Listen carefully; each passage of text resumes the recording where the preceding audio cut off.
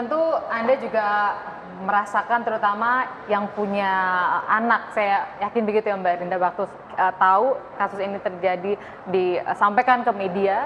Saya dalam perjalanan, kemudian saya baca di sosial media awalnya, kemudian baca beritanya sampaikan resmi. Itu respon awal saya sebagai seorang perempuan, seorang ibu, saya mau menyampaikan begini, masih pantaskah disebut manusia untuk orang yang tidak manusiawi tega membunuh anak-anak. Dan kecaman itu kan muncul dari publik demikian banyak, tapi kan ini jadi pekerjaan rumah sebetulnya buat kita juga gitu sebagai masyarakat. Sejauh mana sih kita peduli pada lingkungan sekitar? Kalau tadi misalnya Mas Reza angle-nya adalah aparat nih, aparat juga berarti ada kelalaian, bisa jadi ada kelalaian, gampang ngasih kartu keluarga tanpa verifikasi bahwa anak itu betul diadopsi dengan resmi, sehingga intinya ini poin introspeksi buat kita semua. Nah, buat masyarakat apa kalau boleh dibilang masukan, kritik kepada kita semua, karena kasus pada anak ini kan ada terus gitu Mbak Rinda. Iya, selama kita belum mempunyai sistem perlindungan anak yang berakar pada grassroots-nya, kita akan selalu melihat dari tahun ke tahun jumlah kekerasan selalu meningkat. Mengapa? Karena potensi kejahatan itu makin lebih banyak lagi variasinya. Kok bisa seperti itu? Ya, karena kita tahu saat ini kita pada era di mana kita ada masyarakat ekonomi ASEAN, kita era teknologi. Teknologi itu kan membuat cara berpandang kita juga berbeda. Nah, itu pun juga mengakibatkan gaya hidup kita, sosial kita pun juga ada pergeseran.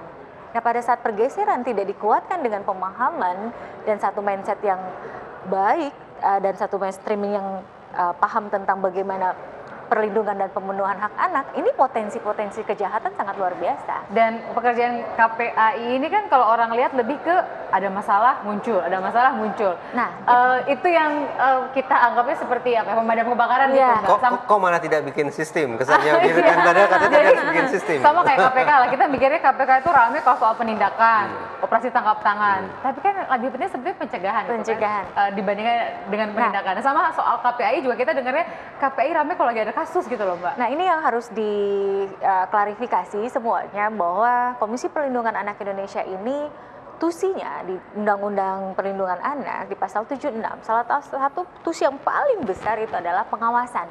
Pengawasan seperti apa? Mengawasi pemerintah yang mempunyai program-program tentang efektivitas perlindungan anak dan pemenuhan hak anak ini sejauh mana sudah berjalan. Tapi ternyata program pencegahan, program penanganan itu boleh dikatakan ya mohon maaf gitu, dengan segala hormat, ini masih jauh dari yang tujuan dari nawacita saat ini, seperti itu. Mengapa? Contoh, program pencegahan saja yang kita mintakan pada tentang anti kejahatan seksual terhadap anak, di mana kita meminta dengan sangat itu dimasukkan yang namanya kurikulum tentang reproduksi ataupun seks edukasi dini semacam itu kan. Tapi kalau dari beberapa tahun yang lalu sampai akhirnya Presiden kita memberikan Impres nomor 5 tadi, sampai hari ini pun juga kan belum terinsert dalam kurikulum itu. Walaupun jadi memang sudah ada Gerakan Nasional Anti Kejahatan Seksual terhadap anak, itu kan sudah masuk pada RPJMN kita tentang Rencana Aksi Nasional. Nah, harapannya nanti program-program itulah yang akan membentengi. Walaupun memang kita sangat apresiasi dari pemerintah, khususnya KPPA, itu mempunyai program pilot project yang namanya melakukan perda tentang ketahanan keluarga tadi, di mana ada instrumen bagaimana mendeteksi dini keluarga-keluarga mana yang memang kecenderungannya melakukan tindakan kekerasan. Mas Reza, kita lihat soal regulasi gitu instrumennya, kok kayaknya sih udah lumayan gitu ya, ada Impres, ada undang-undang, terlalu banyak regulasi kita ya. Kata Tacitus, dia seorang filosof dari Yunani, semakin banyak peraturan perundang-undangan yang dimiliki semua negara, itu justru sesungguhnya semakin korup negara itu. Apa yang ingin kita katakan, berarti semakin banyak regulasi yang dikeluarkan oleh lembaga ini, lembaga itu mengindikasikan bahwa ketangguhan dari masyarakat itu tidak bisa tumbuh dengan sendirinya. Masyarakat seolah tidak bisa memberdayakan dirinya sendiri, menstimulasi dirinya sendiri untuk menciptakan ketahanan, untuk menciptakan ketangguhan, guna spesifik menangkal kasus-kasus kekerasan seksual pada anak. Itu realitanya. Jadi kita nggak butuh tambahan ini itu lagi Sebenarnya sesungguhnya nggak dari perlu, sisi regulasi. nggak perlu.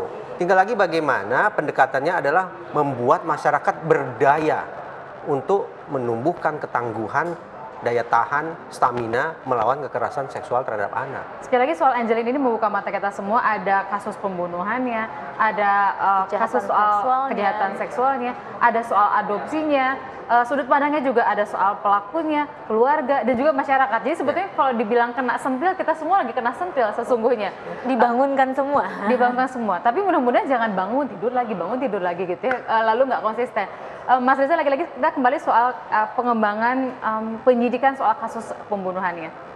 Semua orang misalnya pendapatnya beda-beda. Ada yang pokoknya hukum mati gitu ya untuk pelakunya, atau hukumnya cukup setimpal deh, apalagi buat orang-orang yang relatif anti terhadap hukuman mati. Mas Reza, kalau melihat secara proporsional harusnya terhadap pelaku bagaimana? Saya orang yang menganut filosof retribusi. Jadi ketika bicara hukuman, prinsip saya adalah balas dendam. Sakit balas sakit, mata balas mata, nyawa balas nyawa. Apalagi ketika sudah menyangkut kejahatan terhadap anak dengan variasi kekerasan yang sedemikian rupa. Saya mantap mengatakan terhadap pelaku, apalagi kalau orang dekat, memang tadi saya katakan ya, harus diberikan pemberatan hukuman. Apa itu? Saya tidak ragu-ragu mengatakan hukuman mati. Tapi undang-undang kita tidak memungkinkan untuk itu. Padahal baru direvisi tahun lalu. Jadi pertanyaan besar bagi kita, proses revisi Undang-Undang Perlindungan Anak yang sudah selesai tahun lalu, kok seolah-olah tidak membawa spirit masyarakat yang begitu marah, yang begitu sakit hati terhadap pelaku kekerasan terhadap anak. Seolah-olah ada keterputusan antara wakil kita yang bekerja untuk merevisi undang-undang itu dengan aspirasi masyarakat. Padahal harusnya kalau untuk isu ini rasanya nggak ada perdebatan ketimbang dan aspirasi, pasti kan perdebatan di publik itu kuat. Kalau soal hukuman pada anak, saya yakin kalau dimasukkan ke undang-undang, semua orang akan, atau minimal mayoritas akan mengatakan iya untuk hukuman terberat, hukuman mati. Gitu nggak menurut Mas Reza? Iya, jadi antara amarah publik itu seharusnya bisa direpresentasikan dalam proses pembuatan kebijakan. Kalau masyarakat sudah marah luar biasa terhadap pelaku kekerasan terhadap anak, maka para pihak yang punya kekuasaan untuk membuat regulasi harus mengartikulasikan amarah itu ke dalam naskah yang mereka bikin. Jadi kalau gitu perlu revisi lagi nggak menurut Mas Reza? Sekali lagi, kalau kita anggap undang-undang itu tidak menjiwai amarah masyarakat, revisi lagi undang-undangnya. Tapi mau ditaruh di mana muka? Berarti kalau tahun lalu, sekarang sudah harus direvisi berarti lagi. kalau ada anggota DPR bilang bahwa hukum mati, berarti dia nggak memaknai dan dia nggak tahu gitu ya bagaimana revisi yang dibuat oleh kawan-kawannya baru sendiri. tahun lalu. Mbak Erlinda, coba soal hukum masih ingin dengar sudut pandang dari KPAI. Iya, karena pada waktu itu kita juga dilibatkan dalam proses untuk undang-undang tersebut. Namun sekali lagi kan ada dua sisi di sini, ada lembaga negara, ada pemerintah, di sini juga ada anggota dewan. Nah semacam itu. Dan ini semua kan harus ada bahasa politik yang akhirnya menjadi satu regulasi. Pada saat akhirnya maksimal 15 tahun penjara, pada waktu itu kenapa sampai terjadi? Karena memang di KUHAP-nya sendiri masih semacam itu. Jadi kita belum bisa memberikan itu seumur hidup. Jadi jika itu seumur hidup atau hukuman mati, harus dirubah dulu KUHAP-nya. Nah, kesempatan itu sekarang. Kita dorong saat ini, di KUHAP ini lagi judicial review, dan kita meminta dengan sangat, itu di-insert bahwa kejahatan seksual yang dilakukan terhadap anak, kita minta hukumannya seumur hidup. Bila perlu, hukuman mati. Semacam itu. Jadi ini yang kita saat ini sedang kita lagi koordinasi dengan Komisi 3 khususnya karena tentang hukum. Untuk KUHAP memang benar-benar kami mintakan dengan segala hormat itu ada agar efek jerahnya jelas seperti narkoba. Dan kalau ternyata DPR juga mengadakan hearing, rapat dengar pendapat dengan publik, saya yakin jawabannya akan sama gitu ya. Mengundang elemen manapun akan setuju dengan hukuman yang berat untuk kejahatan. Hukuman mati dan kebiri tambahannya. Itu akan, saya rasa DPR akan mudah mendapatkan jawaban amin ketimbang dan aspirasi sekali lagi. Mari kita lihat grafik yang kita miliki soal kasus kekerasan atau kejahatan kepada anak. Ini adalah beberapa kasus yang terjadi tahun 2008. Anak usia 2 tahun dan 4 bulan tewas di kamar mandi rumah mereka di Bekasi, diceburkan ke dalam bak oleh ibunya sendiri. Ini lagi-lagi menegaskan pernyataan kedua tamu saya, Mas Reza dan Mbak Erlinda, bahwa predator bagi anak adalah orang dekat. Tahun 2009, usia 2 tahun Mulyadi. Saya merinding karena saya punya anak umur 2 tahun. Tewas di rumahnya di Kemayoran, lagi-lagi orang tuanya. Putri Amanda, 2 tahun 9 bulan ini maksudnya, tahun 2010, tewas dibekap sang ibu di rumahnya. Karena kesal, putrinya menangis tiada henti. Tahun 2011, Rianita 6 tahun tewas dibunuh oleh ayah.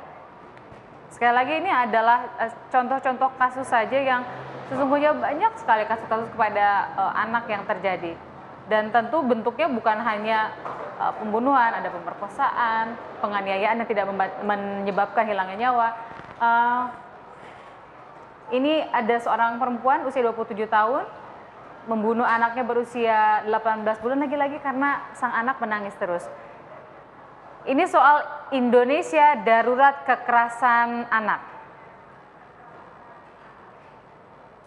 Itu 2046 apa ya maksudnya? Itu maksudnya kesalahan menaruh tahun maksudnya 2011, ada 2046 kasus, kami mohon maaf.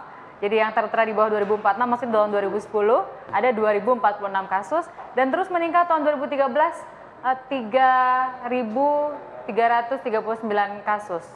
Tahun 2014 ini tentu belum angka akhir karena masih terkumpul rekapitulasi data. Jadi memang sesungguhnya tidak salah kalau dikatakan bahwa Indonesia darurat kekerasan anak.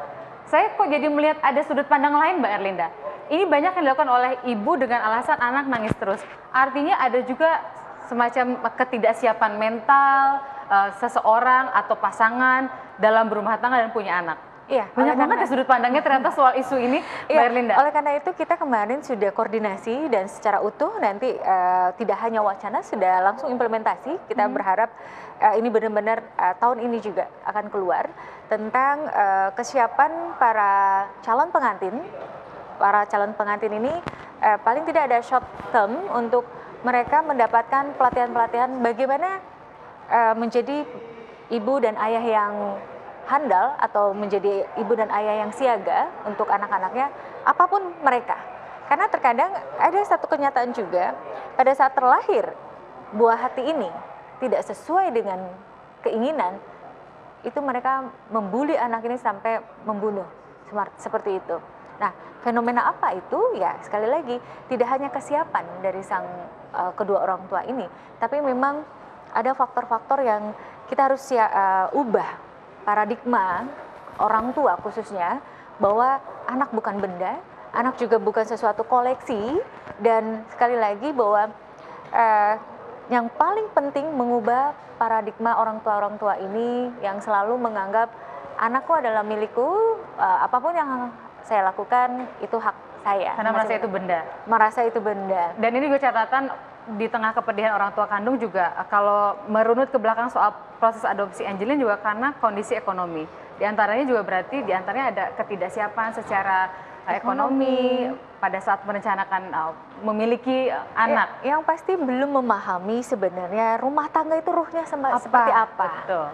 Jadi mereka hanya mengingat bahwa oke, saya punya pasangan dan saya akan hidup bahagia. Tapi pada saat ada anak di situ lahir, ada hal-hal yang sifatnya nyata, kita kehidupan hal-hal yang tragis, menyedihkan, dan kita apakah kita kuat, kita struggle dalam menghadapi itu, disitulah baru benih-benih pertengkaran muncul di situ. Dan akhirnya anak menjadi korban. Sering dinyatakan bahwa kita tuh bisa sekolah apa aja sampai Mas Reza mau S3 jadi profesor, tapi jadi orang tua tuh nggak ada sekolahnya gitu ya. Sekolah kehidupan tuh nggak ada sekolah formalnya, nggak ada sekolah jadi orang tua karena akan belajar seumur hidup. Mas Reza, sekali lagi saya ingin dengarkan dari Mas Reza soal psikopat tadi.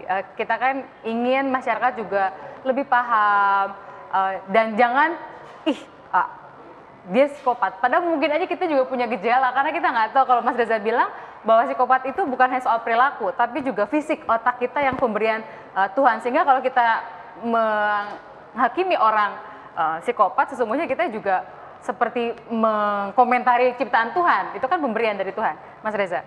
Apa yang Mbak Tina kemukakan itu menjadi bahan pemikiran bahwa seringkali kita mengangkat wacana tentang psikopati atau psikopat, itu apakah kita masih relevan menunjuk individu per individu?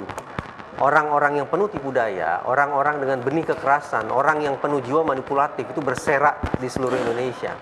Jangan-jangan semua orang punya cikal bakal menjadi seorang psikopat dengan demikian. Itu artinya bicara tentang psikopat tidak lagi relevan bicara individu per individu, tapi bicara sebuah komunitas.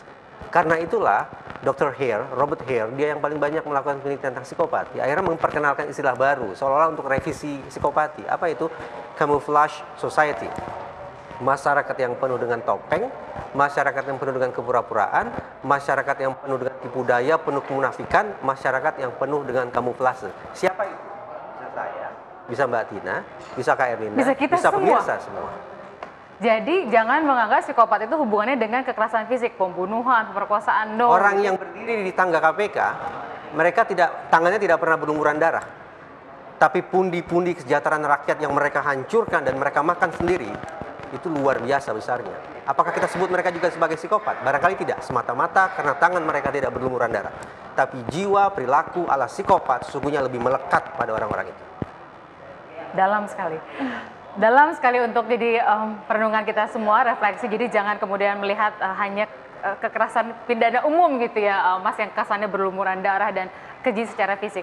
Mbak Erlinda, terima kasih banyak. Kita akan terus mengikuti perkembangan terutama soal proses legalitas adopsinya, proses hukum soal pembunuhan dan kekerasan seksual kepada Angeline, dan juga jangan lupa kasus-kasus lain jangan kita lupakan, kita semua, maksudnya bukan ke Mbak Erlinda, kita semua, anak yang ditelantarkan.